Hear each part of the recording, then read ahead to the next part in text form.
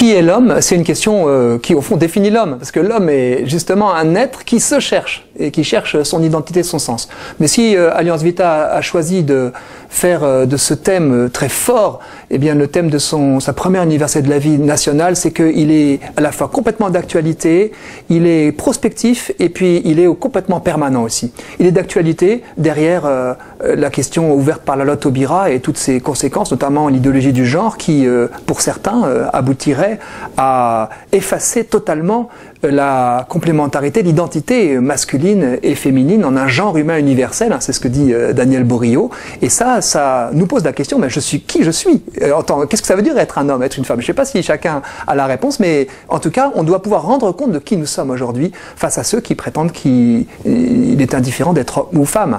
Question prospective, parce que derrière ce sujet, il y a l'effacement progressif dans certaines idéologies de la différence homme-animal, distinction homme-animal et de la distinction homme-machine, qui sont d'ailleurs très corrélées. Un homme qui ne serait qu'un animal amélioré, eh bien au fond, s'arrogerait le droit de transformer l'homme en être artificiel avec le fameux lobby de la transhumanie qui nous interroge sur la frontière de l'homme. Jusqu'où l'homme peut-il augmenter, se modifier pour se développer positivement? À partir de quand il se dénature, peut-être pour perdre sa liberté? Question absolument majeure, peut-être la question emblématique du siècle prochain. Et puis question permanente, dans la mesure où au début de la vie, au milieu de la vie, à la fin de la vie, tous les moments de vulnérabilité nous interrogent sur l'humanité. Est-ce que l'homme est par ce qu'il fait, ou est-ce qu'il est ontologiquement être humain, respectable et digne, et notamment dans ces moments de vulnérabilité?